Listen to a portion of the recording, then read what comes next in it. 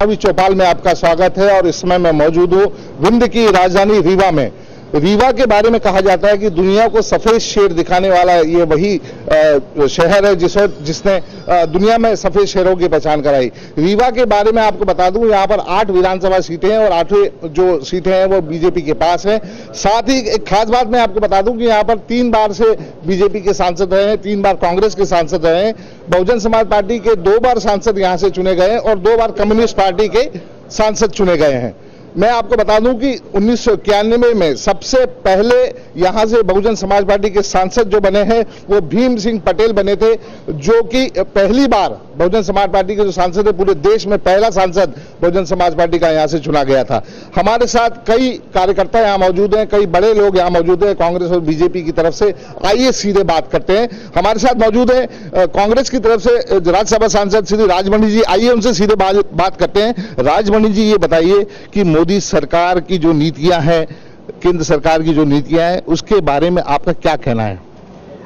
मैं तो इतना ही कहना चाहता हूं कि भारत नहीं बल्कि दुनिया के पहले प्रधानमंत्री हैं नरेंद्र मोदी जी, जिन्होंने अपने झूठ को स्वतः प्रमाणित किया है कि हम झूठ बोल रहे हैं। इस देश के जनता के सामने सबसे पहला चुनावी वायदा किया था और सबसे बड़ा आरोप कांग्रेस के ऊपर लगाया था कि काला धन विदेश में है, कांग्रेस पार्टी उसको लाना नहीं चाहती और 100 दिन इस देश की जनता से मांगा था कि 100 दिन हमें दीजिए, हम काला धन लाएंगे, 15 लाख खाते में जाएगा और सूची जारी करेंगे और जिनका नाम होगा उनकी जगह जेल में होगी। सबसे पहले वादा इस देश की जनता के साथ किया था।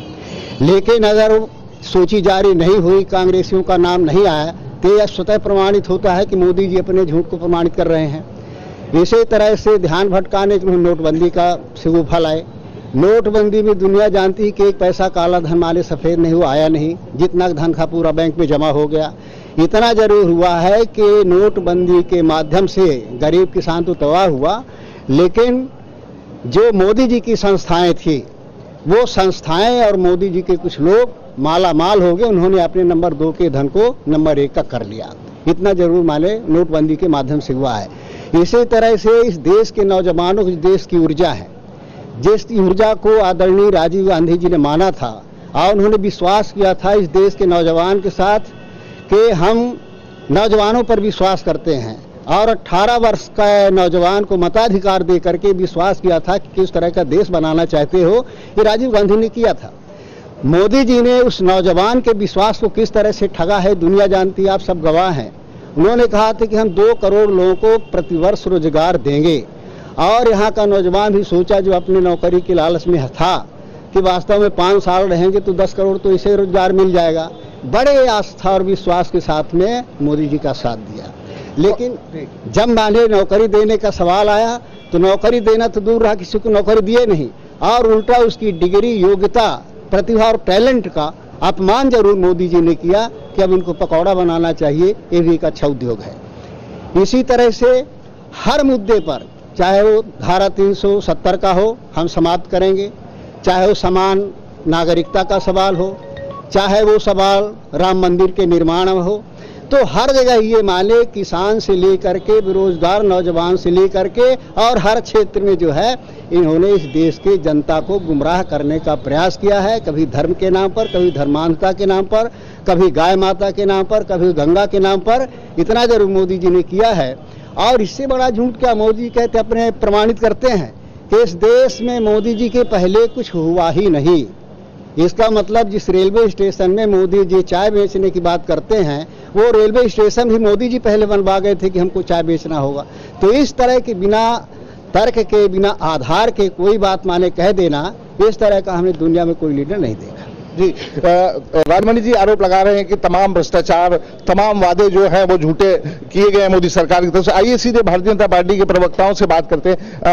राजमणि जी ने कहा कि मोदी जी ने सिर्फ जुमलेबाजी की है, ना रोजगार दिया है, ना कोई विकास के कार्य किए। क्या कहना है आपका? देखिए, कांग्रेस का जो चरित्र रहा है सिर्फ झूठ बोलना और भ्रष्टाचार करना। मध्य प्रदेश में सरकार में आने के लिए कितने झूठे वादे कांग्रेस पार्टी ने किया था, आज उसका किंचित मात्र भी यहाँ पर लागू नहीं हुआ। ना तो किसी किसान का 2 लाख रुपए माफ हुआ है, ना किसी युवा को 4,000 रुपए महीना मिला है, ना किसी ग्राम पंचायत में गौशाला बनी है।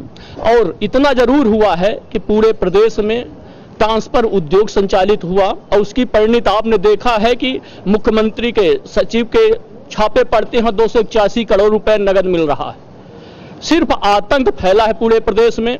कांग्रेस सत्ता के लिए झूठ बोलती। इसी जमीन पर राहुल गांधी आए हुए थे और उन्होंने घोषणा की थी कि 1 महीने के अंदर सत्ता में आते ही मैं रीवा में मोबाइल फैक्ट्री खोल दूंगा, मेड इन रीवा के नाम से मोबाइल बनेगी। कहां है मोबाइल फैक्ट्री? मैं तो पूछना चाहता हूं माननीय राजमन पटेल जी से, बहुत वरिष्ठ नेता है यहाँ के, बताएं कि आपने रीवा के लिए क्या किया? सिर्फ आपने ट्रांसफर उद्योग चलाया है, पूरा प्रदेश त्राहिमाम कर रहा है, आतंक और भ्रष्टाचार का गढ़ बना दिया है। आज बिजली जा रही है, जो 24 घंटे बिजली मिल रही थी आज बिजली जा रही है मध्य प्रदेश में। सिर्फ लूट और खसोट का अड्डा बना रखा है कांग्रेस ने। आरोप लगाया है बीजेपी की तरफ से। हम बात करते हैं यहाँ से कि भारतीय जनता पार्टी पर जो आरोप लगाए उनको सिद्ध करने की बात कर रहे हैं कि मोदी सरकार ने बहुत काम किया, लेकिन कांग्रेस ने भी यहाँ पर 72,000 रुपए बेरोजगारों को देने की घोषणा की। क्या कहना है आपका? कांग्रेस पार्टी जो कहती है वो करती है। कमलनाथ जी ने जो वादा किया था विधानसभा चुनाव के पहले, सरकार में आते ही 1 घंटे के अंदर उन्होंने 2 लाख तक किसानों के कर्ज माफी का फैसला किया। जो भारतीय जनता पार्टी के लोग बोल रहे हैं, उनके अनेकों पदाधिकारी उसका लाभ ले चुके हैं। आचार संहिता न लगती तो अब तक इस प्रदेश के सभी किसानों पर ये आरोप लगा रहे हैं कि किसी भी किसान के खाते में कोई पैसा नहीं आया, कभी 19 रुपए आए या 20 रुपए आए, सिर्फ प्रमाण पत्र जारी किए। क्या कहना है आप? भाई झूठ बोलने की कोई चीज नहीं। भारतीय जनता पार्टी झूठ बोलने की मशीन है। सत्य बात को भी 1000 बार कहकर को झुठलाने का काम करते हैं।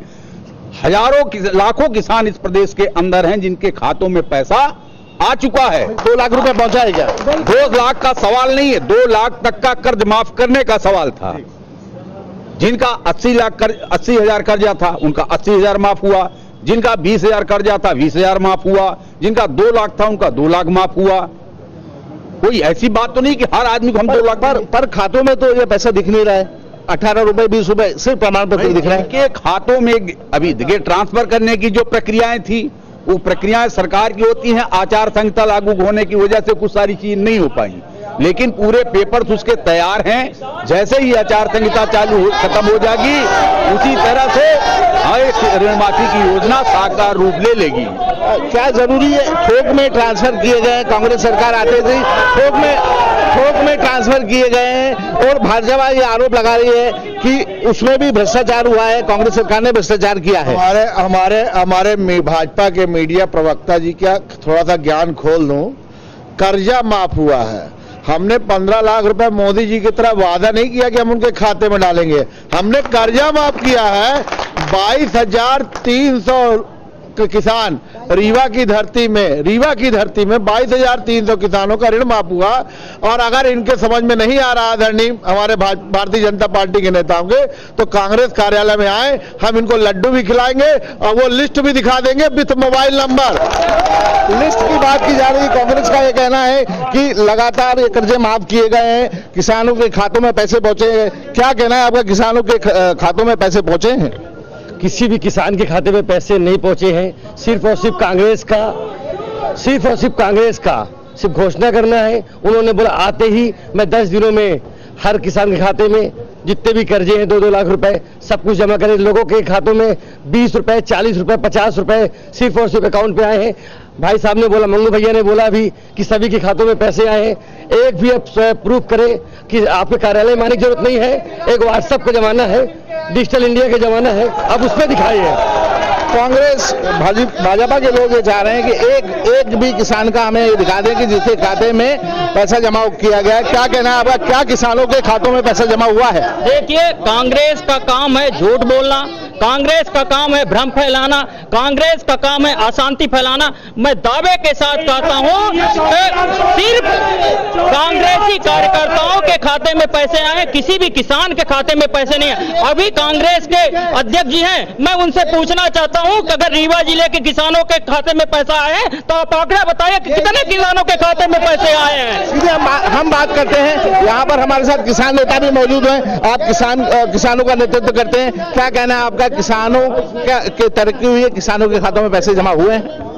आप जो कह रहे हैं, देखिए माननीय शिवराज सिंह चौहान जी के खातों में पैसे आ गए हैं, लेकिन अभी आम किसानों के खाते में पैसे नहीं आए हैं। क्यों नहीं आए हैं? चुनाव आचार संहिता, देखिए चुनाव आचार संहिता लगी हुई है, उसके बाद हम लोग इंतजार में हैं कि शायद किसानों के खाते में पैसे आ जाएं। लेकिन हम आपको एक बात बतलाना चाहते हैं, आजादी के 70 साल बीत चुके हैं। हर एक पार्टी, चाहे कांग्रेस हो चाहे भाजपा हो, दोनों पार्टियों से हम आग्रह करना चाहते हैं, खाते सब अनाज हैं। 1 रुपए किलो अनाज में वोट लेते हैं, लेकिन 3 लाख से ज्यादा किसान आत्महत्या करते हैं। उसकी याद सिर्फ चुनाव के समय आती है, जब वोट लेना होता है तब, बाकी दिन मौन रहते हैं। और हमारे यहाँ माननीय मोदी जी ने किसानों के साथ सरासर झूठ बोला है।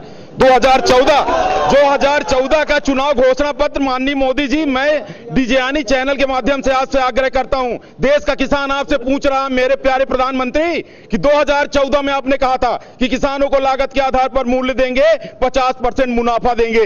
कहां गया आपका वो? 5 साल तक आपने झूठ बोला। आपको एक भी किसान देश का वोट नहीं देगा, चाहे कुछ भी हो जाए। और सबसे बड़ी चीज देखिए, सेना के नाम पर, सेना में बच्चे क्या एक राजनेता के शहीद होते हैं? सेना में बच्चे किसानों के शहीद होते हैं।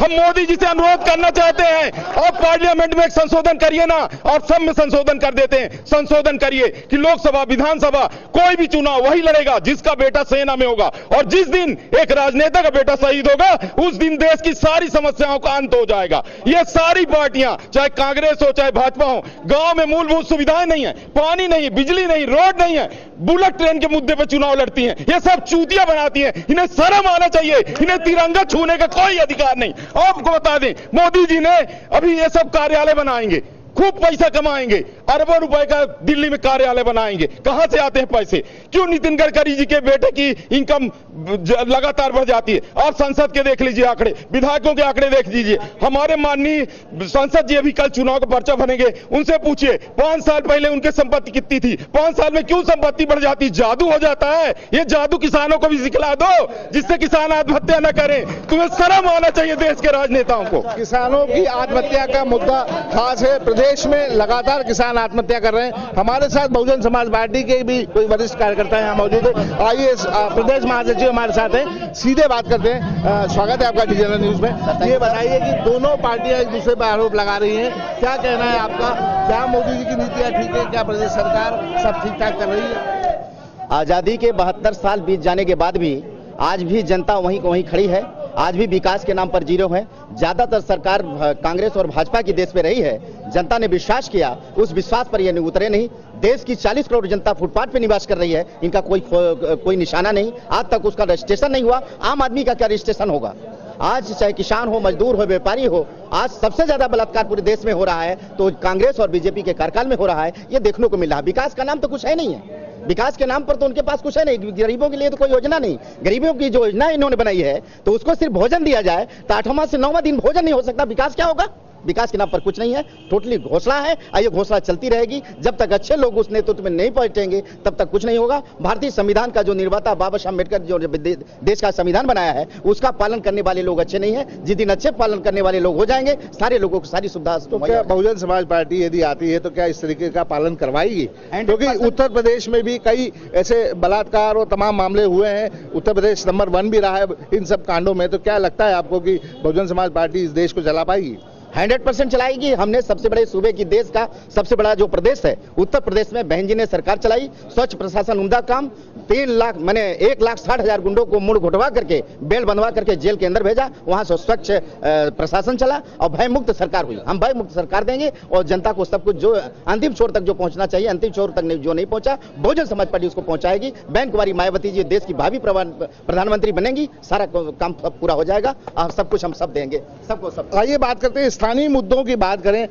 जो रीवा के स्थानीय मुद्दे हैं वो कहां तक हल हुए हैं 5 साल में? क्योंकि यहां पर भारतीय जनता पार्टी के सांसद रहे हैं। क्या कहना है मैडम आपका, यहां पर जो स्थानीय मुद्दे हैं क्या है प्रमुख मुद्दे, और क्या उनका समाधान निकला है इन 5 सालों में? विगत 15 सालों से रीवा में भारतीय जनता पार्टी की सरकार रही है। 25 सालों से यहाँ पर महापौर बीजेपी का रहा है। पूरी रीवा नगर निगम क्षेत्र की और रीवा विधानसभा की जमीन को समदड़िया नाम के बिल्डर को बेच दिया गया है। युवाओं को ठगा गया है। आपने सुना होगा कि मोदी जी ने कहा था कि 2 करोड़ बेरोजगारों को हम रोजगार देंगे। एक भी युवा को यदि ये बता दे कि इन्होंने रोजगार दिया है तो हम राजनीति छोड़ देंगे। पानी की यहाँ इतनी क्राइसिस है कि आधे 90% लोगों को पेट की बीमारी अमीबाइसिस है, जिसके कारण उनका पेट दुखता रहता है। पूरे शहर में और ग्रामीण क्षेत्र में दिलीप बिल्डकॉम द्वारा सड़क बनाई गई, हजारों हरे भरे वृक्षों का कत्लेआम किया गया, दोबारा पेड़ नहीं लगाया गया। यहाँ पर 20-25 साल से कोई उद्योग नहीं आया। जेपी और बीडीएल था और उसके अलावा इन विगत 15 वर्षों में एक भी उद्योग नहीं आया। किसानों की स्थिति इतनी खराब रही कि भूखों मरने पे आ गए।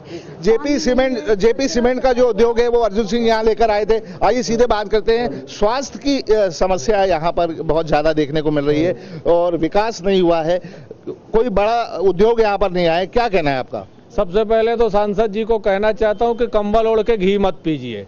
आपने रीवा को बदनाम कर दिया, न पानी न सुविधा। और रही अस्पताल की बात, तो संजय गांधी अस्पताल जो है वो कांग्रेस के श्रीनिवास तिवारी जी लाए थे और उसकी सुविधा बहाल नहीं। आज भी देखिए, अब जब से कांग्रेस सरकार और हमारे कमलनाथ जी ने संजय गांधी को चिट्ठी लिखी है तब से वहां सुविधा मिलने लगी है। नहीं तो गरीब का आदमी वहीं आता था, दवाई नहीं के बिना मर जाता था। और संसद जी केवल एक काम करते हैं, शौचालय साफ करने का काम कर रहे हैं। उनके ना सांसद जी ने रोड का पैसा उपयोग कर पाए, ना सांसद जी पानी का उपयोग कर पाए, ना सांसद जी रोजगार दे पाए, ना सांसद जी वृक्षारोपण करा पाए, ना सांसद जी उद्योग धंधे ले आए। और मैं तो कहना चाहता हूं, सोलर प्लांट जो आया है वो भी दलाली का खेल है। जेपी सीमेंट जो कांग्रेस के जमाने में आई है, इसके बाद यहां तो बेरोजगार रोड पर है और सांसद जी सिर्फ वोट इसलिए मांगना चाहते हैं कि वो ठगू महाराज मोदी जी उनके नाम पर। तो दुनिया जान चुकी है कि जिस तरह से भारत को इस प्रधानमंत्री ने बदनाम किया है, भारत का हर व्यक्ति इनसे कलंकित है। कोई आदमी भाजपा को वोट नहीं देना चाहता। कोई काम यहाँ नहीं हुआ है, रोजगार को लेकर कोई काम यहाँ पर नहीं दिख रहा है, कोई उद्योग धंधे यहाँ पर नहीं। आइए भारतीय जनता पार्टी के सदस्यों से हम बात करते हैं। ये बताइए, कांग्रेस लगातार आरोप लगा रही है कि इन 15 सालों में कोई काम नहीं हुआ है, युवाओं को रोजगार नहीं मिला, युवाओं का पलायन यहाँ से जारी है, क्या कहना है आपका? कांग्रेस का कोरा कलाप है। जहां तक मैं सांसद जी की जो बात चल रही थी, मैं उनको बताना चाहता हूं कि 34,500 लोगों को हमने विभिन्न योजनाओं में स्वरोजगार दिया है। इनके कार्यकाल में 50,000 हेक्टेयर सिंचाई का रकबा था, आज 2,10,000 हेक्टेयर सिंचाई का रकबा बढ़ा है। हमने एक सोलर प्लांट गुड़ में खोला है, हमने बाबा रामदेव का एक प्लांट खोला है और यहाँ का युवा स्वरोजगार के लिए प्रेरित हुआ है।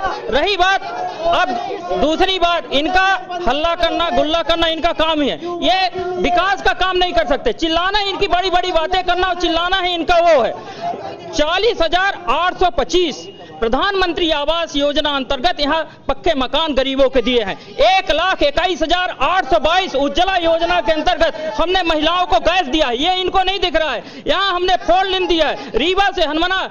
इनके कार्यकाल में हमारी बहन अगर गर्भवती होती थी तो हनुमाना से रीवा आएगी, इसकी कोई गारंटी नहीं थी। पर आज 1 घंटे में रीवा से हनुमाना अगर किसी सरकार ने लाया है तो भारतीय जनता पार्टी की सरकार ने लाया है। सुपर स्पेशलिटी हॉस्पिटल अगर किसी सरकार ने दी है तो भारतीय जनता पार्टी ने दिया है। और रीवा को सफेद शहर के रूप में विकसित करने का अगर किसी ने काम किया है वो भारतीय जनता पार्टी की सरकार ने किया है। ये सिर्फ अनर्गल बातें कर सकते हैं, कोरी कल्पना कर सकते हैं और मुंगेरी लाल जैसे हसीन सपने दिखा सकते हैं, काम नहीं कर सकते, ये काम नहीं कर सकते। चलिए बात करते हैं सीपीआई के जो कैंडिडेट है राजेश जी, जो कि यहाँ लोकसभा प्रत्याशी आई है, उनसे बात करते हैं। दोनों पार्टी एक दूसरे पर आरोप लगा रही। राजेश जी, क्या कहना है आपका, कितना विकास हुआ है और क्या कमी है? देखिए, मैं तो ये कहना चाहता हूं कि जो जनता के वास्तविक मुद्दे हैं राजनीति में, ये दोनों पार्टियां उस वास्तविक मुद्दों से जनता को भटकाना चाहती हैं। जो रोजगार के मुद्दे हैं, जो किसानों के मुद्दे हैं, जो बेरोजगारी का सवाल है, इन सारे मुद्दों पर इस पूरे चुनाव के अंदर चर्चा नहीं हो रही है। मैं मार्क्सवादी कम्युनिस्ट पार्टी की ओर से इस चुनाव के अंदर ये चाहता हूं कि राजनीति में जो जनता के आम मुद्दे हैं, जो आम सवाल हैं, वो चर्चा में आने चाहिए। भारतीय जनता पार्टी और भारतीय जनता पार्टी के प्रधानमंत्री जो है वो उन्होंने जो पिछली बार जो 2014 के अंदर जो उन्होंने वादे किए थे चुनाव में आने के पहले, वो चुनाव में आने के पहले जो वादे किए थे कि 2 करोड़ नौजवानों को हम रोजगार देंगे, लोगों को इस देश के अंदर जो काला धन है उस काला धन को हम देश के अंदर वापस लाएंगे, लोगों के खाते में 15-15 लाख रुपए हम जमा कराएंगे। ये जो हमारे वास्तविक मुद्दे हैं, इन मुद्दों पर चुनाव के अंदर चर्चा होनी चाहिए कि प्रधानमंत्री महोदय ने जिन जो वादे करके सरकार में आए थे उन वादों का क्या हो रहा है, उस पर ना कांग्रेस चर्चा कर रही है ना भारतीय जनता पार्टी चर्चा कर रही है। भारतीय जनता पार्टी अपने इन तमाम मुद्दों पर असफल होने के कारण एक ऐसा अंध राष्ट्रवाद का मुद्दा देश के अंदर खड़ा करना चाहती है। हिंदुस्तान, पाकिस्तान, हिंदू मुसलमान के नाम पर पूरे देश की राजनीति को बांट कर वो पुनः भावना के आधार पर सत्ता पे आना चाहते हैं। और हम इस रीवा जिले के अंदर इस तरीके की जो भी राजनीति हो रही है, धर्म के नाम पर, जाति के नाम पर, इन दोनों राजनीतियों को रोककर जनता के जो संघर्ष की राजनीति है, जो मुद्दों की राजनीति है, उस मुद्दों की राजनीति को राजनीति के डिस्कोर्स में लाना चाहते हैं, बहस के अंदर लाना चाहते हैं, ताकि पार्लियामेंट के अंदर रीवा के इसके पहले जो भी पार्लियामेंट मेंबर रहे हैं, स्वर्गीय यमुना प्रसाद शास्त्री जो हम लोगों के आदर्श थे, उन्होंने इस रीवा जिले की पार्लियामेंट के अंदर जो सम्मान बढ़ाया, जो इस पूरे रीवा जिले के आवाम का सम्मान बढ़ाया, उस दिशा की राजनीति को इस रीवा जिले के अंदर पुनः स्थापित किया जाना चाहिए। आज जिस तरीके की बहस हो रही है, मुझे लगता है कि वो नौजवानों के मुद्दे, किसानों के मुद्दों से लोगों को भटकाने की कोशिश हो रही है। जो तमाम दोनों पार्टियां भ्रष्टाचार में मुक्त हैं, चाहे भारतीय जनता पार्टी हो चाहे कांग्रेस हो, वो ये कहने में लगी हुई इस पूरे चुनाव के अंदर कि उनकी शर्ट जो है मेरी शर्ट से ज्यादा सफेद है। कैसे? बिल्कुल राष्ट्रवाद का मुद्दा यहाँ आ रहा है कि राष्ट्रवाद के मुद्दे को लेकर भारतीय जनता पार्टी सियासत कर रही है, ऐसा आरोप कांग्रेस का भी है, बहुजन समाज पार्टी का भी है, कम्युनिस्ट का भी है। क्या कहना है आपका? दरअसल क्या है, कांग्रेस एक लंबे अरसे से जिस तरह से काम उन्होंने किया है और उस काम का ही परिणाम है कि आज वो पावर से बाहर हो गए। राष्ट्रवाद जो है इस देश के लिए या दुनिया का कोई भी देश है, अगर उसमें नेशनलिटी नहीं है, नेशनलिटी की भावना में चाइना, जापान बहुत हाइट में आ गए हैं। भारत में भी अगर वो राष्ट्रवाद है, अपने देश के प्रति गर्व है, अपने देश के प्रति समर्पण है, तो इससे बड़ी बात और क्या हो सकती है। अब यहाँ पर परिस्थितियाँ क्या है कि कांग्रेस जो है केवल न्यूसेंस की राजनीति है, वो हमेशा अब बोलने में भी इंटरफियर करना। आप अपनी बात करो शालीनता से, हम भाजपा के लोग हैं, अपनी बात करेंगे। तो आज इनकी जो पोजीशन है कि जितना ये राष्ट्र विरोधी, आखिरकार इनको सारे लोग देशद्रोही क्यों कहने लगे? देशद्रोही इनको इसलिए कहने लगे हैं कि ये देश के सवाल पर ये सवाल उठाते हैं। आप पे ये आरोप लगाया जा रहा है कि कांग्रेस देशद्रोही है, क्या कहना है आपका? क्या कहना है? ये अंग्रेजों से मिले हैं। जब हमारे देश में अंग्रेजों का शासन है, एक भी भारतीय जनता पार्टी का नेता ये बता दे कि वो स्वतंत्रता संग्राम की लड़ाई में वो शामिल हुआ हो, एक आदमी बता दे कि हमारा शहीद हुआ। कांग्रेस का इतिहास रहा है, हम स्वतंत्रता संग्राम सेनानी हैं और हमने देश को स्वतंत्र कराया। इनमें से एक आदमी बोल दे मैं राजनीति छोड़ दूंगी। इन्होंने कैसे हमको राष्ट्रद्रोही कहा? ये राष्ट्रद्रोही है, ये महबूबा मुफ्ती के साथ सरकार बनाते हैं। पाकिस्तान परस्त महबूबा मुफ्ती के साथ सरकार बनाते हैं, महबूबा की गोद में बैठते हैं, महबूबा को कंधार लाके छोड़ते हैं और ये झूठ बोलते हैं, ये राष्ट्रद्रोही है। हमारे साथ कांग्रेस के प्रदेश प्रवक्ता भी हैं, ये सीधे बात करते हैं। राष्ट्रद्रोह का आप आरोप लगाया जा रहा है, राष्ट्र विरोधी ताकतें आपको कहा जा रहा है, कांग्रेस को क्या कहना है आपका? देखिए, जब चुनाव आती है तब इन लोग को राष्ट्रद्रोह यही नजर आती है। भारतीय जनता पार्टी का हाल फिलहाल में आप लोगों ने देखा होगा कि जिस भारतीय जनता पार्टी के राष्ट्रीय अध्यक्ष कल तक पाकिस्तान में पटाखे छूटने की बात कर रहे थे, जिनके मुख्यमंत्री बनने पे आज उन्हीं के साथ वो बैठ के सरकार बनाए हुए हैं, तो राष्ट्रभक्त और राष्ट्रद्रोह का मामला समाप्त हो जाता है। और लेकिन अगर आम जनता की सवाल विपक्ष के लोग पूछते हैं तो इनको राष्ट्रभक्त और राष्ट्रद्रोह नजर आता है। आज इनसे पूछिए गिरिराज सिंह, जिन्होंने पाकिस्तान भेज रहे थे मोदी जी की रैली में शामिल जो लोग नहीं होंगे, क्या वो खुद शामिल नहीं हुए गिरिराज सिंह? तो वो राष्ट्रभक्त है या राष्ट्रद्रोह है? ये भाजपा के लोगों से पूछना होगा। मैं सिर्फ एक सवाल पूछना चाहता हूं कि इस हिंदुस्तान, एक सवाल पूछना चाहता हूं बीजेपी के साथियों से कि 800 साल मुसलमानों ने शासन किया, 200 साल अंग्रेजों ने शासन किया तो भी हिंदुस्तान जिंदा है। अब कितने बार आप बेवकूफ बनाएंगे ये हमको बता दीजिए। हिंदुस्तान देश में एक आम है, इसलिए हिंदुस्तान को कोई नष्ट नहीं कर सकता। और भारतीय जनता पार्टी केवल वो धार्मिक उन्माद फैलाकर सरकार में आना चाहती है, जबकि कांग्रेस पार्टी हिंदुस्तान को सजो के रखी है। और कांग्रेस ही एक ऐसा बगिया है जिसमें सब धर्म और जाति के फूल खिलते हैं।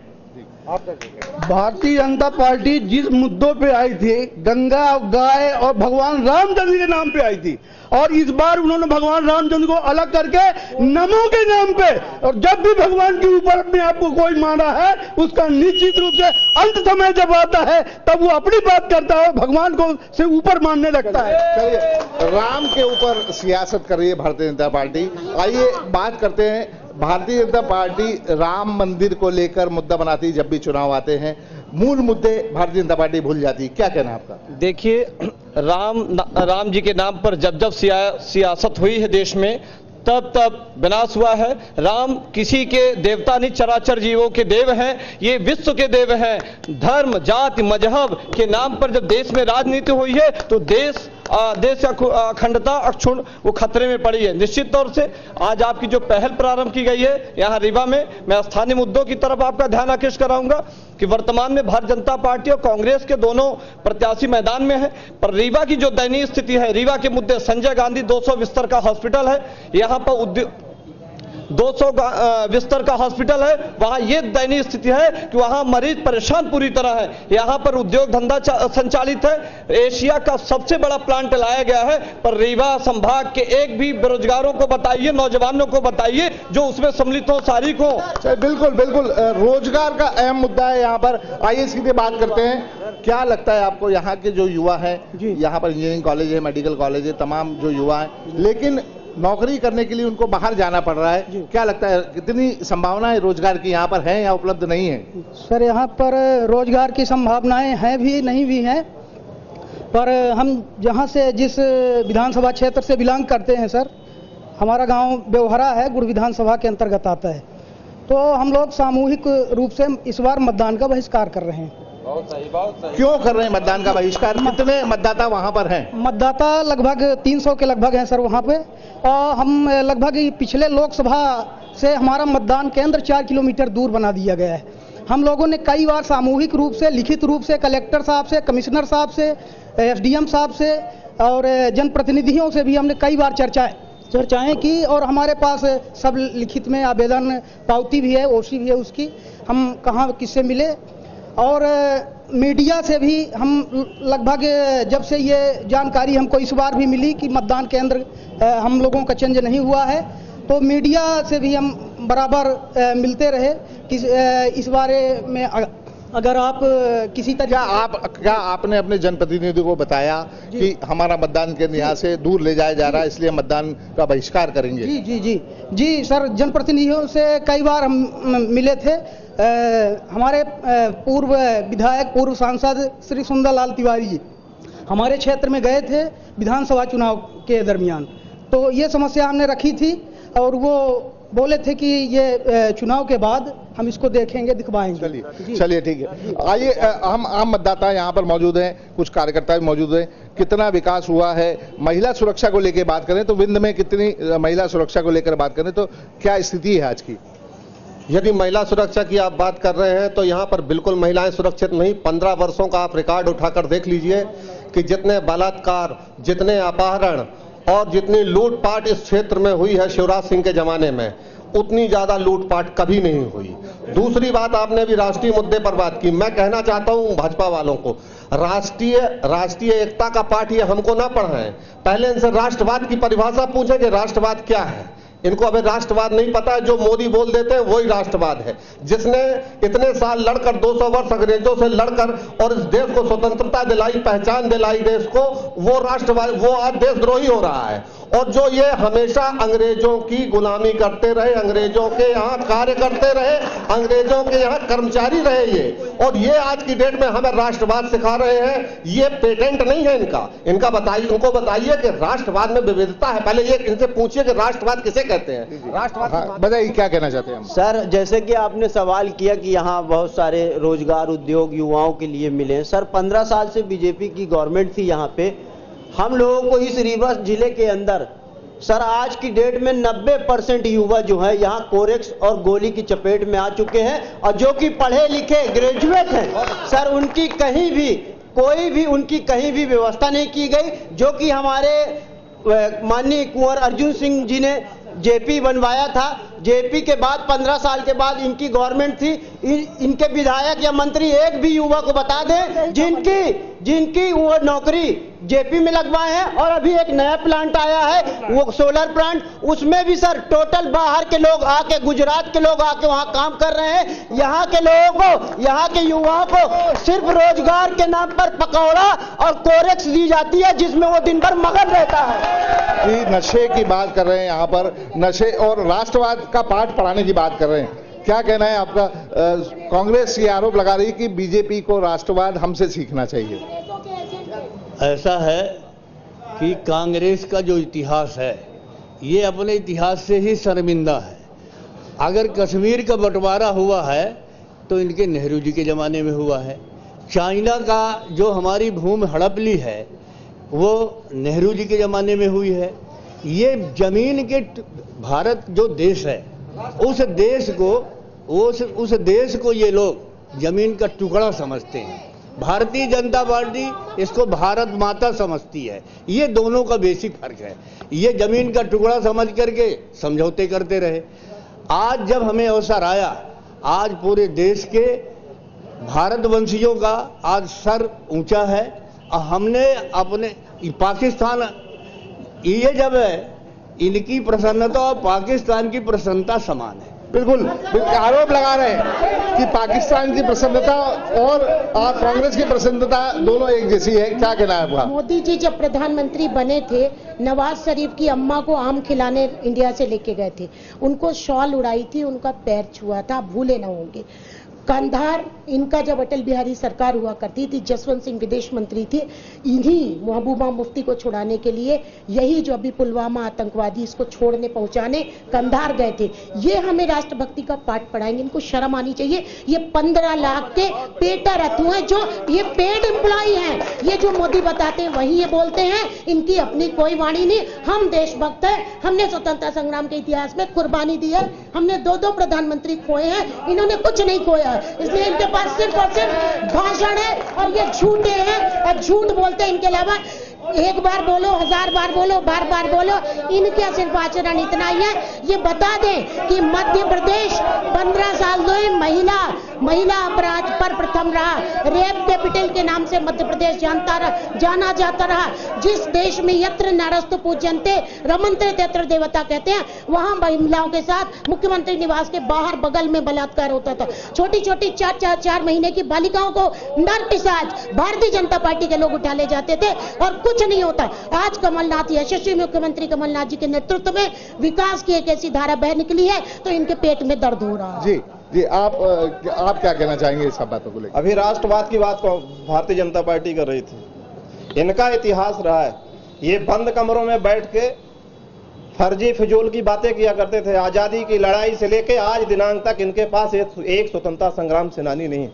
ये हमें राष्ट्रवाद का पाठ पढ़ा रहे। ये हमको चाइना की जमीन की बात कर रहे थे। हमारी इंदिरा गांधी जी ने, हमारे देश की प्रधानमंत्री ने पाकिस्तान के जब 2 टुकड़े किए थे तब इनका होश कहां था? ये कहां थे? आज ये बिरयानी खाने चले जाते बिना बुलाए, अपनी मां से मिलने के लिए, पांव छूने के लिए मोदी जी के पास टाइम नहीं है, और नवाज शरीफ की मां का पांव छूने वहां चले जाते हैं।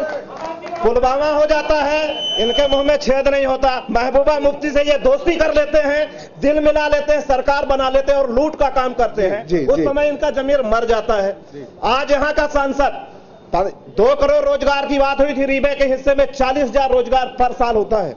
4 रोजगार का नाम ये बता दें, मैं इनके सांसद की बात कर देता हूं। ये लोग गुमराह करते हैं। सांसद चुना जाता है विकास के लिए, 20% में टैंकर, कब्रिस्तान का काम, 20% में मरघटी का काम, डंके की चोट पे कहता हूं कि इनके सांसद ने सांसद बेचने का काम किया है। और इसके बाद लोगों को गुमराह करने के लिए शौचालय साफ करने का काम किया, सुपरों के पेट में लात मारने का काम किया है। घूसखोरी का आरोप लगा रहे हैं सांसद पर, घूसखोरी का आरोप लगा रहे हैं। आइए सीधे बात करते हैं, हमारे साथ कुछ आम मतदाता भी मौजूद है, आइए बात करते हैं। युवा हमारे साथ हैं। युवा, क्या आपको लगता है कि सांसद महोदय ने यहाँ कितना काम कराया और आपके लिए, युवाओं के लिए क्या किया? सांसद जी ने कुछ भी काम नहीं किया है। सांसद जी का आप रिकॉर्ड देख लीजिए 5 सालों में, अगर कोई आता है अधिकारी कर्मचारी तो उनको जूते से मारने की बात करते हैं। युवाओं को उन्होंने कुछ नहीं बोला। अगर मोदी जी ने 2 करोड़ रोजगार देने की बात की है तो उसमें भी विफल है। और यहाँ प्रतिदिन युवा डरा हुआ है। कॉलेज में देखें रोज गोली कांड हो रही है। यहाँ सांसद भी बीजेपी का और विधायक भी बीजेपी का, तो आप किसको कोसेंगे? यहाँ पे बीजेपी कुछ नहीं कर रही है। युवा रुष्ट हैं, किसान रुष्ट हैं, तमाम जो चीजें हैं यहाँ पर। आइए और बात करते हैं।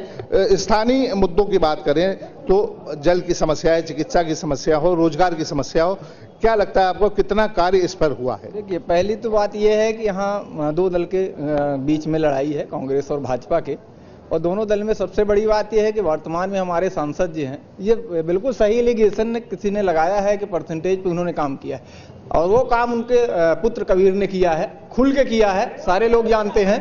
दूसरी बात मैं ये भी कहना चाहता हूं कि कांग्रेस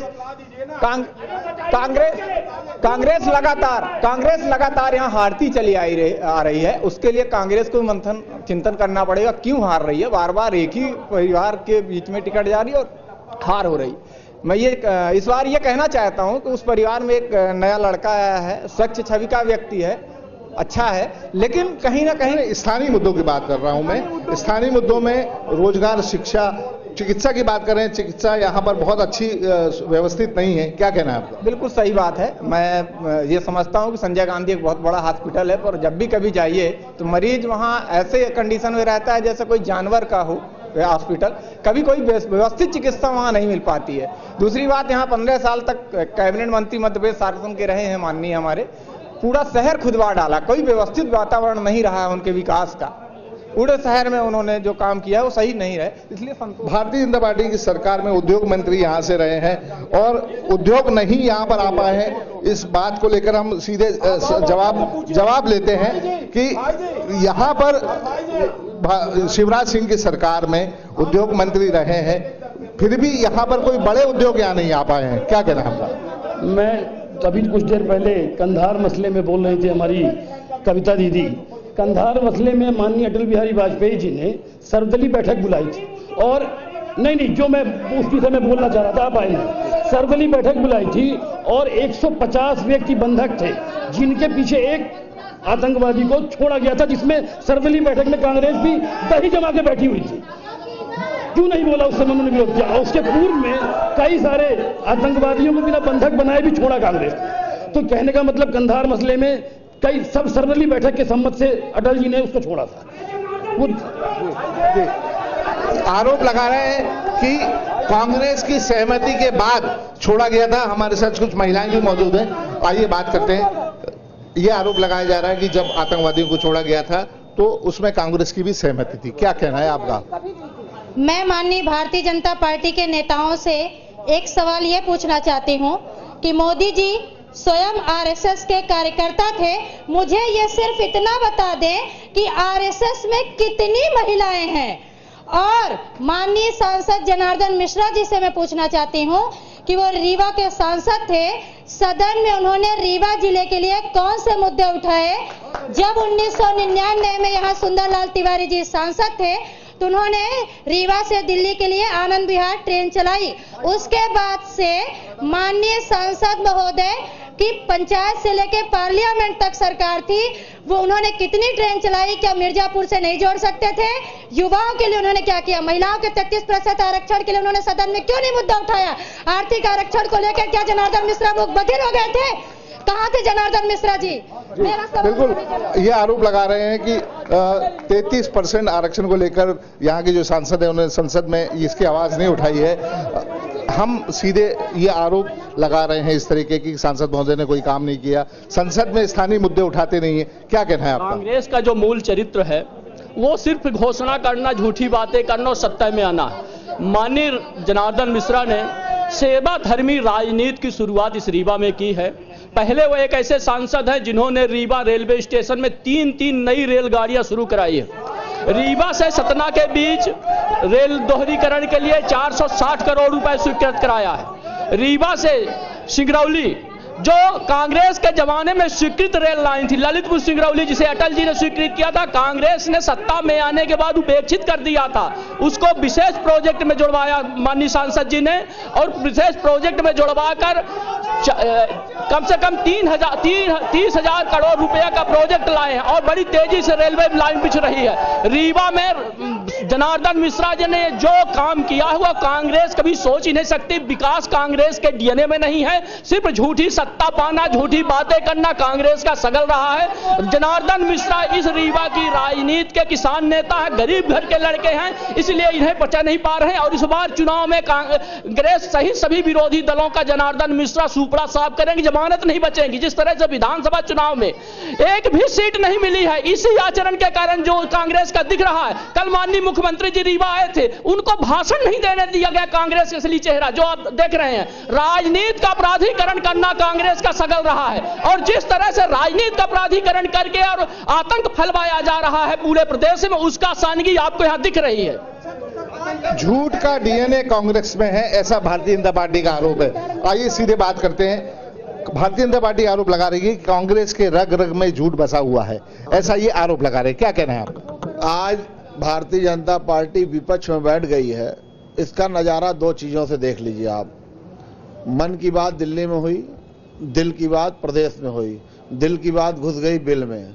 आदरणीय योगेंद्र शुक्ला जी, राजेंद्र मिश्रा जी, जिला पंचायत सदस्य और मीडिया सदस्य, साथ में आज ऐसा व्यक्तित्व आया हुआ है जो सत्ता में जब भाजपा थी पिछले 15 सालों से, उस व्यक्तित्व को पूछा नहीं। मैं उनको प्रणाम करता हूं। 15 सालों के सत्ता के गलियारे में राजकुमार शुक्ला जी जैसे बुजुर्ग आदमी को इन्होंने किनारे कर दिया था। आज जब ये विपक्ष में बैठे तो आज उनको सामने लेके आए हैं। इससे बड़ा प्रमाण तो कुछ मिल नहीं सकता। और दूसरी बात, उनसे पूछिए कहां थे 15 साल, इनका सम्मान हमारे बुजुर्ग पिता समान है, उनका क्यों नहीं हुआ? दूसरा मेरा आपसे निवेदन है, 2 सवाल उनसे और पूछ लीजिए। और डिजाइना का अपना एक चौपाल अपने आप वो देश में प्रचलित, उनसे पूछ लीजिए जो गोद लिया था आदरणीय जनार्दन मिश्रा जी ने, वो सावन के पलने में क्यों नहीं झूल रहा है? जो गांव गोद लिए थे वो सावन के पलने में क्यों नहीं झूल रहे हैं? ये जरा इन तीनों महानुभाव से पूछ लीजिए, रीवा का जनमानस अपने आप जान जाएगा। जी जी। राष्ट्रवाद की बात इन्होंने की है। मैं इनसे कहना चाहता हूं कि भारत को 562 रियासत में मिलाने का काम कांग्रेस पार्टी के गृह मंत्री सरदार वल्लभ भाई पटेल ने किया। अभी बीजेपी के लोगों ने कहा कश्मीर में राजा हरि सिंह थे और उसको मिलाने का काम केवल और केवल कांग्रेस ने किया। इंदिरा गांधी जी ने पाकिस्तान के 2 टुकड़े किए, आपने क्या किया?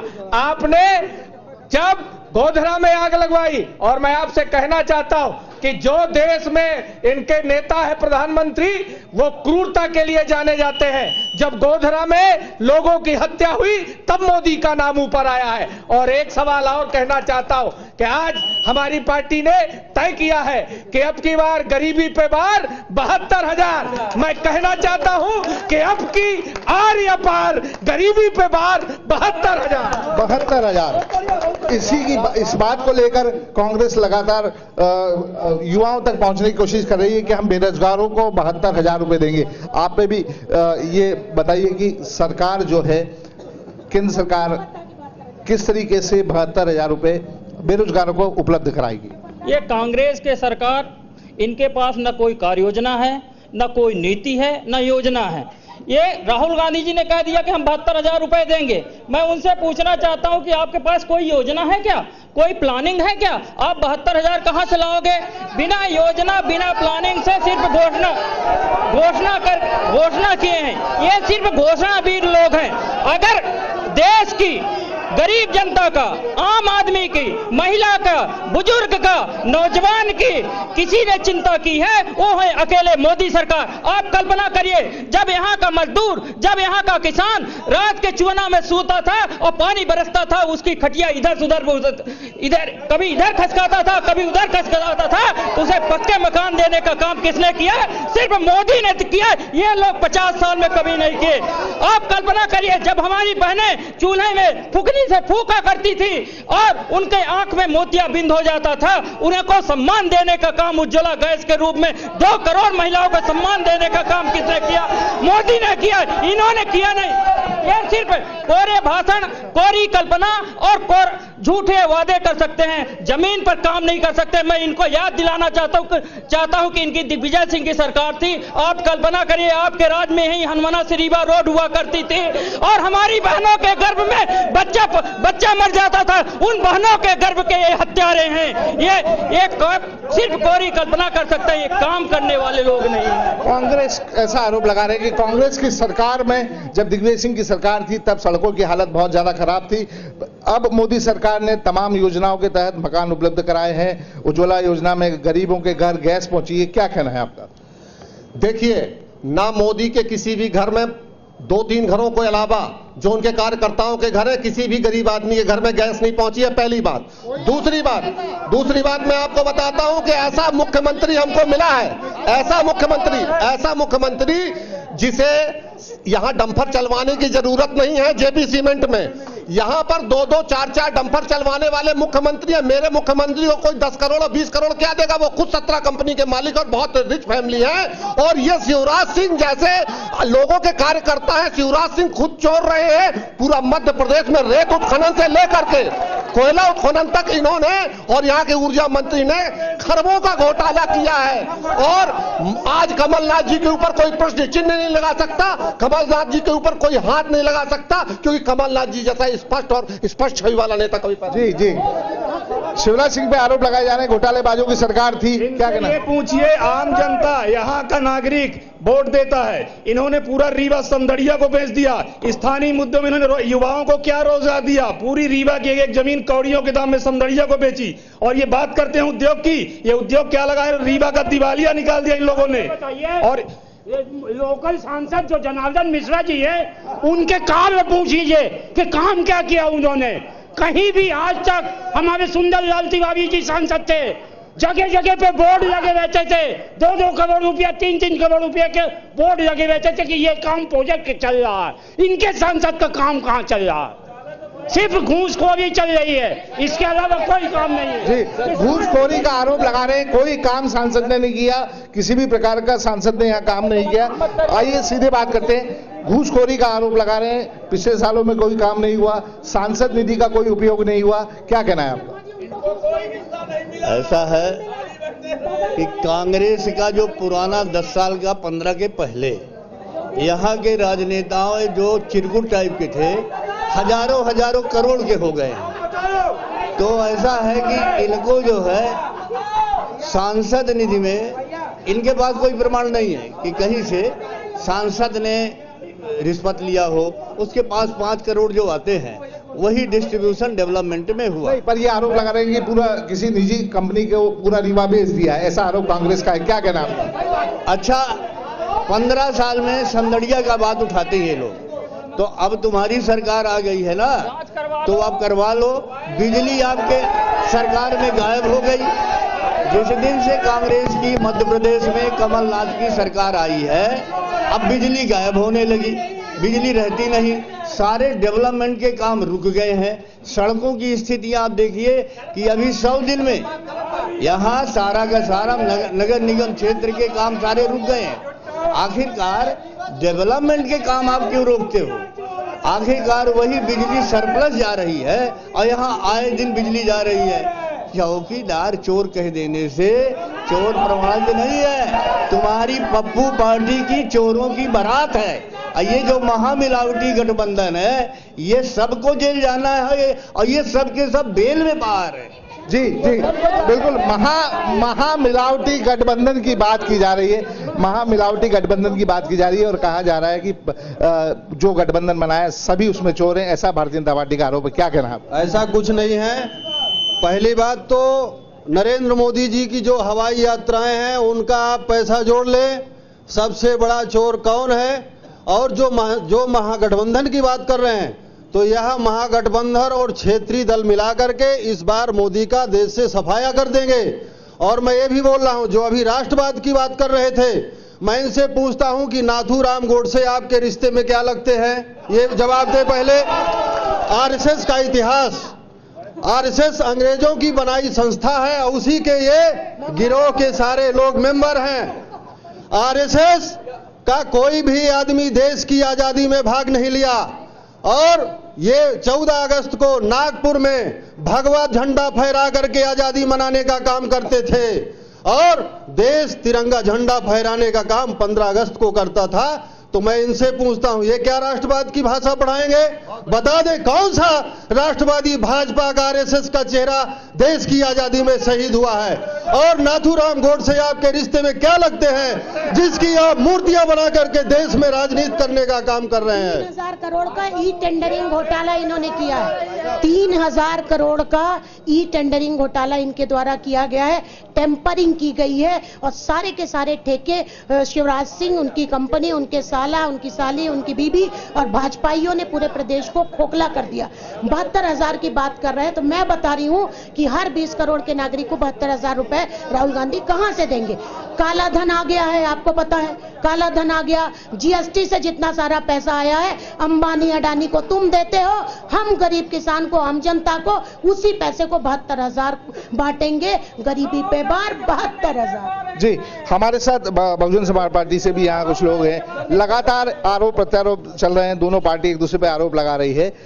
बेसिक बात करें तो उद्योग धंधों को लेकर यहाँ पर क्या स्थिति है और बहुजन समाज पार्टी इन उद्योग धंधों को लेकर आगे क्या काम करने वाली है यदि आप सरकार में आते हैं तो? देखिए, धंधे के नाम पर तो कुछ है नहीं। इन्होंने कोई कार्य योजना बनाई नहीं, न गरीबों के लिए, जो भी बनाई अपने लिए बनाई। सारी योजनाएं अपने लिए बनाया, अपने लिए रख लिया।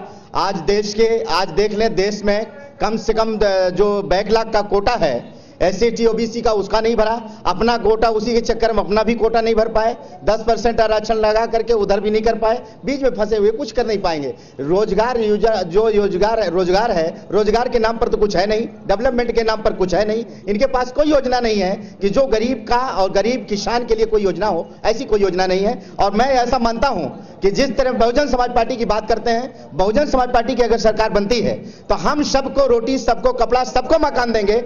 उत्तर प्रदेश में हमारी सरकार जब बनी तो हमने 2-2 कमरा, लेटरिन, बाथरूम दिया और अंबेडकर विकास के नाम पे हमने योजनाएं चलाई और अंतिम छोर तक लोगों को पहुंचाया। लेकिन आज तक यहां कुछ भी नहीं है। हमारी जब सरकार बनेगी 5 कमरा हम देंगे आदमियों को, 5-5 कमरे, लेटरिन, बाथरूम, सभी परिवार को हम समाहित करेंगे। ऐसी मेरी योजना है। उसी को नकल लेकर के यहां दिए। 1 कमरा दिया इन्होंने, 1 कमरे में कुछ होने वाला नहीं है, उसका छत भी नहीं पड़ रहा है, उसमें कमीशन भी ले रहे हैं। ये कुछ होने वाला नहीं साहब। इसलिए मैं चाहता हूं कि बहन कुमारी मायावती जी जिस दिन सरकार बनेगी, रोजगार के नाम पर कोई आदमी में भयमुक्त सरकार होगी।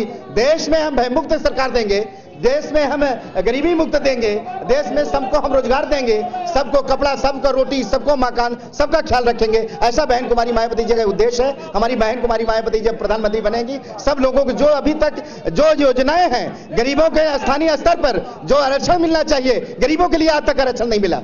आज तक उन्होंने बड़ी बड़ी संस्थाएं चला ली, उसमें किसी गरीब पिछड़ा अल्पसंख्यक का नाम नहीं है। देश के प्रधानमंत्री कार्यालय में चले जाइए, किसी भी SC/ST OBC का नाम नहीं है। देश के आप न्यायपालिका में चले जाइए, कोई जस्टिस इंडिया का नहीं है, SC/ST का आदमी नहीं है, वहां कैसे न्याय मिलेगा? अभी आपने देखा होगा 4 जजों ने खुल के बात लगाई कि न्याय नहीं मिल रहा है, हमको फाइल नहीं दी जा रही है, निजी लोगों के लिए दिया जा रहा है। जो देश का प्रधानमंत्री है, देश का बहुमत की जो सरकार है, उसके इशारे पर न्याय दिया जा रहा है। अभी आप देखिए, देश का आरक्षण नहीं भरा गया, देश को न्याय मिलने वाला नहीं है। बड़े बड़े हत्याएं हो जाती है, सबसे बड़ा बलात्कार हो रहा है, सबसे बड़ा उत्पीड़न हो रहा है देश में, कोई न्याय मिलने वाला नहीं है। इसलिए इनसे उम्मीद नहीं करते। हमारी सरकार बन जाएगी, हम कोई पूरी तरह से।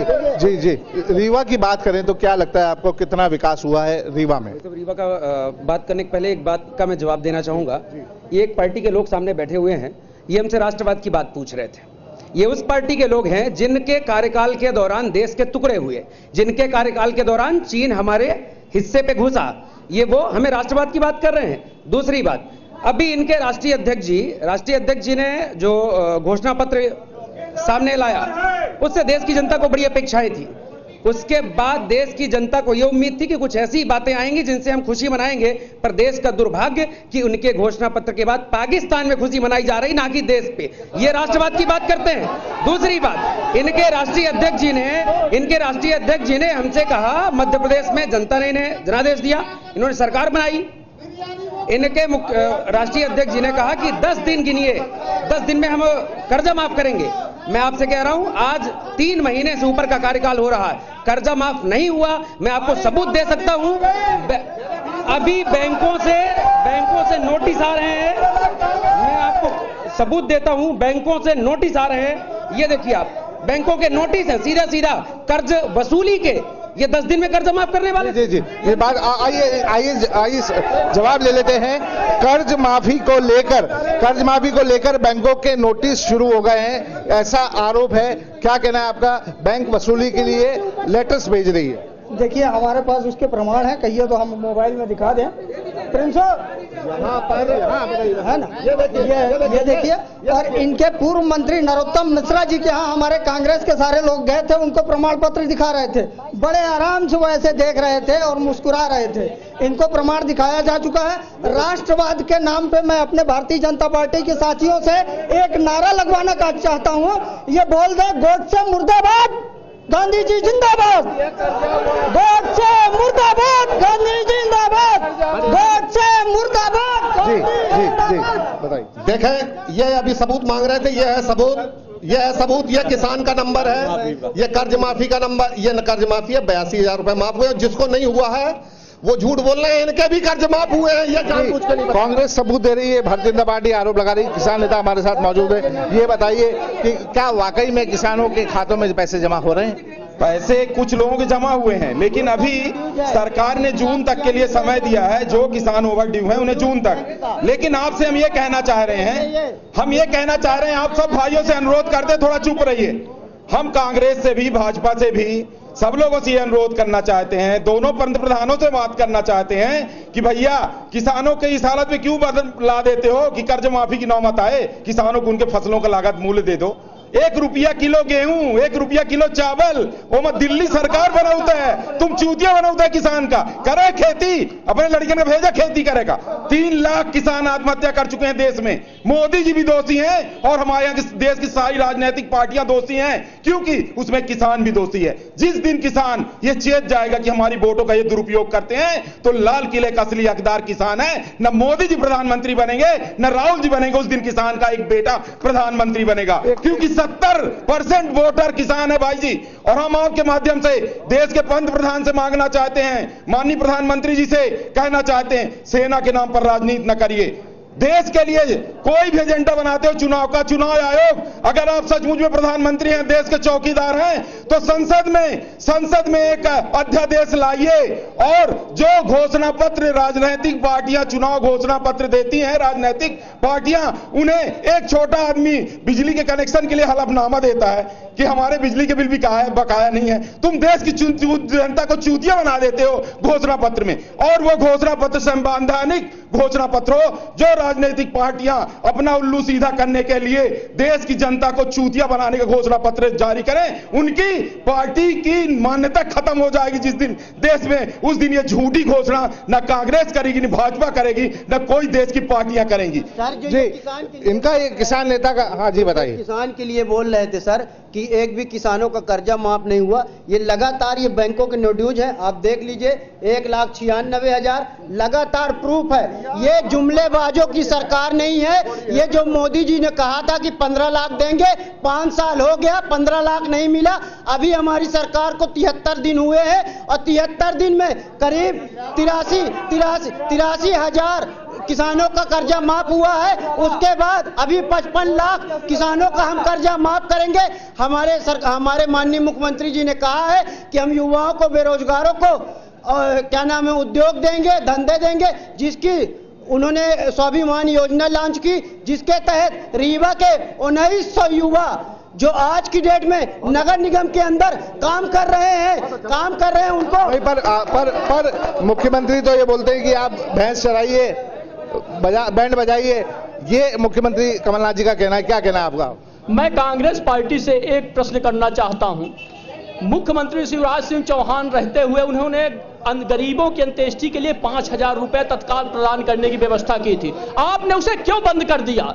गरीबों की अंत्येष्टि को मिलने वाला पैसा क्यों बंद कर दिया? आप जवाब दीजिए, जवाब लीजिए उनसे। सिर्फ झूठी बातें घोषणा करना, कांग्रेस के घोषणा संबल योजना बंद कर दिया जिसमें गरीबों को दवाई के लिए पैसा मिलता था, गरीबों को अस्पताल जाने के लिए पैसा मिलता था, गरीब महिलाओं को शौचालय और अन्य सुविधाएं जो मिलती सब। रीवा जिले में 1,000 करोड़ रुपए की रोड का काम बंद करवा दिया इस कांग्रेस सरकार ने। गरीब की अंत्येष्टि का पैसा खाने वाले लोग हैं, इनसे पूछा जाए कि क्यों बंद किया है गरीब की अंत्येष्टि का पैसा? जी बिल्कुल, क्या कहना है आपका? सर, ये मेरे जितने लोग बैठे हुए सब सम्मानीय व्यक्ति बैठे हुए हैं, लेकिन बात अगर आती है ये राष्ट्रवाद की बात करते हैं तो थोड़ा सा मैं इनके आंखों से जो पर्दा है उसे हटाना चाहता हूं। जो व्यक्ति ये भारत माता की जय बोलने में इन्हें कष्ट होता है, इन्हें भारत माता की जय बोलने में कष्ट होता है, इन्हें वंदे मातरम बोलने में कष्ट होता है, इन्हें ये क्या कहते हैं, ये पूरे टाइम क्या बोलते हैं, चौकीदार चोर है।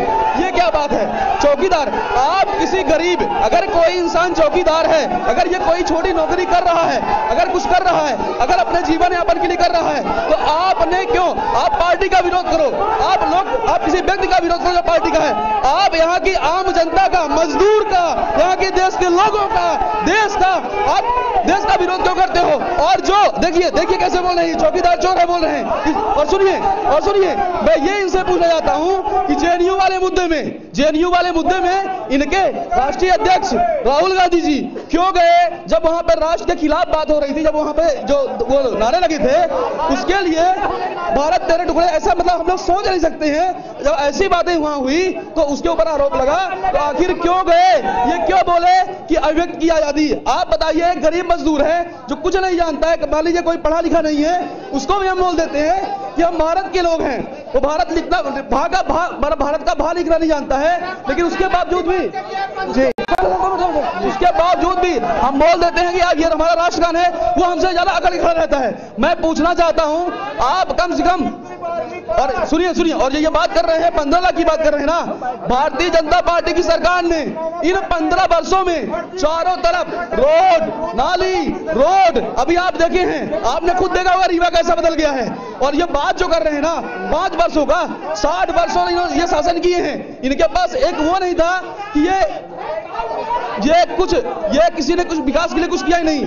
और दूसरी बात जो बता रहा हूं साहब, 60 महीने का हम हिसाब देंगे, हम 60 इस खुले मन से बोल रहा हूं, 60 महीने का हम हिसाब देंगे, जनता को देंगे, जनता हमें फिर से सरकार बनाने की, लेकिन हम 60 वर्षों का हिसाब मांगेंगे। चलिए दूसरी बात, आदरणीय जनार्दन मिश्रा जो यहाँ लोकसभा के प्रत्याशी हैं, आप उनके देख लीजिए कितना कमाए हैं, और यहाँ जो स्थानीय कांग्रेस के बड़े नेता हैं उनका देख लीजिए।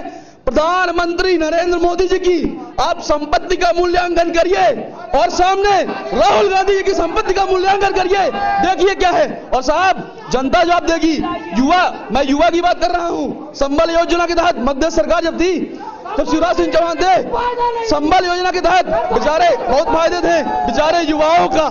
सोचिए, युवाओं का, बेचारे युवा जो गरीब युवा थे वो अपने कॉलेजों में जाया करते थे, उनकी फीस माफ हो गई थी, आज रो रहे हैं। साहब एक और बात सुन लीजिए, कन्यादान योजना के तहत इन्होंने क्या कहा, इन्होंने कहा हम 25 की जगह 50 कर देंगे। अरे साहब, अभी आप बोल दिया आचार संहिता लग गई है। अरे साहब, जिनकी शादी हो रही है उनसे पूछिए। जी बिल्कुल, ये सीधा आरोप कांग्रेस पे। इन्होंने इको पार्क बनाया था, इनका इको पार्क नदी में बह गया बाढ़ में, आज तक इनका विकास देखिए। इन्होंने 17 बार यहाँ काले चौराहे से लेकर रेलवे स्टेशन का रोड बनाया। हमारे कांग्रेस पार्टी के कार्यकर्ता का, इनका बड़ा से बड़ा नेता एक जवाब नहीं दे सकता 15 साल के विकास का। अगर इनके पास दम है तो इनके मंत्री को आना चाहिए, इनके सांसद को आना चाहिए। हमारे यहाँ के अदना सा कार्यकर्ता कितना सवाल पूछेंगे, 15 लाख के मुद्दे कहां गए, इनका कश्मीर का मुद्दा धारा 370 का कहां गया। इन्होंने कहा धारा 370 पे बात नहीं करेंगे। जिस तरीके से हत्याएं मध्य प्रदेश में हुई है, जिस तरीके से से बलात्कार हुआ है, जिस तरीके से लोगों की बेरोजगारी है, व्यापम का मुद्दा, इतनी लूट मची थी। आज देख लीजिए, आज देखिए कांग्रेस की सरकार है, कमलनाथ जी मुख्यमंत्री है, एक भी आदमी इस समय नहीं मारा जा रहा, न बलात्कार हो रहा है। मैं सवाल लेता हूं। मैं आपसे जानना चाहता हूं कि भारतीय जनता पार्टी आरोप लगा रही है कि जितनी योजनाएं, संबल योजनाएं, तमाम जो योजनाएं हैं वो कांग्रेस सरकार ने बंद कर दी। क्या कहना है आपका? मैं अभी 2 दिन पहले की आपको बात बताता हूं। मेरी जो पत्नी है पंचायत सरपंच भी है। 2 दिन पहले संबल योजना के तहत एक बिटिया की मृत्यु हो गई थी, उसको 5,000 रुपए अंत्येष्टि के लिए दिए गए हैं, जो किसी पंचायत ने नहीं दिए और सरकार ने ही दिए। और सरकार उस योजना को लगातार, जितने भी जनहित की योजनाएं हैं, उस हर योजना को सरकार ने लागू किया है। दूसरी चीज, अभी हमारे ये भाई साहब पूछ रहे थे कि 72,000 कहां से आएंगे। जिस तरह से हमने किसानों का कर्जा माफ किया है 2 लाख के अंदर तक, उसी तरह से 72,000 हमारे, और उसमें खास चीज ये है कि जिसको हमें देना है उन महिलाओं के खाते में जाएंगे। महिलाओं का भी विशेष ध्यान रखा गया है। तीसरी चीज, मैं इनसे एक बात और बोलना चाहता हूं कि जो इनके सांसद थे, उन्होंने अभी ये बता रहे थे कि दोहरीकरण लाइन के लिए पैसे दिए। मैं तो इनसे पूछना चाहता हूं, 2012 में विद्युतीकरण का काम चालू हुआ था, जो दिसंबर 2016 में पूरा होना था, आज तक नहीं हुआ। ठीक। दूसरी चीज, अगर ये कुछ करना चाहते हैं, कुछ बताना चाहते हैं, तो जीएसटी के नाम पर वोट मांग लें, विकास जो इन्होंने कहा उसके नाम पर वोट मांग लें, नोटबंदी के नाम पर वोट मांग लें, न कि किसी की मौत होती है और सरहद में जो सैनिक मारा जाता उसके। अगर इन्होंने कुछ किया होता तो अपने काम पर वोट मारते, न कि किसी के बच्चे की हत्या पर वोट मांगते। जी, कांग्रेस का बोलना है कि विकास के नाम पे मोदी जी वोट मांगे, सेना के जो पुलवामा हमले हैं उसको लेकर राजनीति ना करें। आइए मैं सीधे बात करता हूं, क्या कहना है आपका? लगातार जो योजनाएं कांग्रेस, बीजेपी आरोप लगा रही है कि कांग्रेस ने योजनाओं को बंद कर दिया है, स्थानीय कोई विकास नहीं हुआ है, क्या कहना है? बीजेपी पार्टी का सबसे पहले तो नारा है सबका साथ सबका विकास। हम बीजेपी वालों से ये पूछना चाहते हैं कि कितने लोगों का साथ दिया और कितने लोगों का विकास किया। सबसे पहले मैं उनसे यही पूछना चाहूंगा, अभी तक यानी जो विकास किए हैं बाहर, नीलम मोदी और माल्या जैसे लोगों का फायदा पहुंचाया है, आपका ये कहना है, उन लोगों को फायदा पहुंचाया है। आइए मैं आपसे बात करता हूं कि यहाँ महिलाओं की स्थिति के बारे में बात करें तो क्या स्थिति वर्तमान में रीवा की है और कितना विकास महिलाओं से संबंधित, या रोजगार की बात करें तो महिलाओं को कितना रोजगार मिला है? बिल्कुल ऐसा तो कोई रोजगार यहाँ पर आया नहीं है, ना तो दिल्ली में जितनी योजनाएं हमारे माननीय प्रधानमंत्री जी जैसा कि बोलते हैं कि हम महिलाओं के लिए महिला पढ़ाओ, महिला विकास, दुनिया भर की बातें ढकोसले की करते हैं। लेकिन मैं ये जानना चाहती हूँ माननीय सांसद जी के द्वारा कितना महिलाओं के उत्थान में ऐसा कौन सा विकास जो रीवा के लिए स्पेशली आया। मैं रीवा की हूँ, रीवा की बात करती हूँ, और यहाँ गली चलते महिलाओं की चैन स्केचिंग हो रही है, उनके रोड रास्ते से उठाए लिए जा रहे हैं। पर अभी तो आपकी सरकार है, कांग्रेस की सरकार है। सरकार अभी 2 महीने से सारी सुरक्षा है। कोई ऐसी बता दीजिए कि अभी महिलाओं के साथ कोई छेड़छाड़, कोई ऐसा अपराध हुआ अभी 2 महीने, कोई भी कह दे। मैं विपक्ष से पूछना चाहती हूँ, विपक्ष के भाई लोग बता दे। बाकी इसके पूर्व में चाहे वो प्रियंका केस रहा हो, चाहे माननीय राजेश शुक्ला जी के दरवाजे के पास से लड़की गायब हो गई, आज तक खबर नहीं लगी कि जमीन खा गया कि आसमान खा गया। ये कहते हैं महिला सुरक्षा की बात करते हैं। अरे सुरक्षा तो माननीय मोदी जी नहीं दे पाए, बहन जशोदा बहन को नहीं दे पाए, ये सुरक्षा क्या देंगे? जो अपनी माँ को राजनीति के लिए अपनी माँ को लाइन में लगा दिया 4,000 रुपए सिर्फ पब्लिक सिटी के लिए, ये महिला सुरक्षा की बात करते हैं। ये कभी नहीं दे सकते, ना तो इनके बस की बात है। क्यों? क्योंकि ये भगवान राम की भी माँ सीता को अलग कर दिया। ये वो पार्टी है, ये वो हस्ती हैं कि हम लोग सीताराम सीताराम करते थे, इन्होंने जय श्री राम कर दिया। जी धन्यवाद। आप देख सकते हैं कि लगातार आरोप प्रत्यारोप का दौर रीवा में यहाँ चला है। जी आप बताएं, कुछ आपका एक कोई सवाल हो तो। सर मैं कहना चाहता हूं कि जब भी बात विकास की हो, जब भी बात शिक्षा की हो, स्वास्थ्य की हो, जब भी बात रोजगार की हो, तो ये उसका मुंह करके और राष्ट्रवाद की ओर ले जाते हैं। हमेशा इनकी जो नीति होती है वो हिंद महासागर की तरफ मुंह करके हिमालय चढ़ने की बात किया करते हैं। मैं कहना चाहता हूं कि स्वास्थ्य और शिक्षा के संबंध में जितना काम कांग्रेस गवर्नमेंट ने इस रीवा में किया है, राष्ट्र के 15 वर्ष पहले कांग्रेस ही थी जो संजय गांधी हॉस्पिटल को यहाँ के पूजनीय स्वर्गीय श्रीयुत श्रीनिवास तिवारी जी ने 6 महीने के लिए स्वास्थ्य मंत्री हुए और अपने पद को इस्तीफा देते हुए इस विशाल हॉस्पिटल को यहाँ पे ले आए। उस हॉस्पिटल की 15 वर्षों में ऐसी दुर्गति बना दी कि आज वहाँ पे पशुओं से भी बदतर इलाज होने जा रहा है। बैठ के वहां पे जो डॉक्टर बैठे हुए हैं वो डॉक्टर क्या कर रहे हैं, वो सिर्फ अपनी दुकानें चला रहे हैं और वहां की जो एजेंसियां हैं, मेडिकल एजेंसियां हैं, बराबर 20% 30% यहाँ पे सिर्फ 20% का कमीशन चल रहा है और इसके अलावा कुछ नहीं हो रहा है। इसके साथ ही मैं जो बाकी जो वक्ता है उनके लिए मैं चाहता हूं समय मिले। जी ये तो आपने देखा कि हम लगातार जो पूरे मध्य प्रदेश की 29 विधानसभाएं हम वहां जाकर दौरा कर रहे हैं। ये डीजीएनए न्यूज की अनुकरणीय पहल है। चुनाव चौपाल के माध्यम से हम वहां जाकर वहां के मतदाताओं का रुख जान रहे हैं, वहां की समस्याएं क्या है वो जान रहे हैं। और आज हमने ये रीवा में चुनावी चौपाल का कार्यक्रम किया। मेरे साथी मनोज कुशवाहा और सिराज अहमद के साथ ललित शर्मा, डीजीएनए न्यूज रीवा।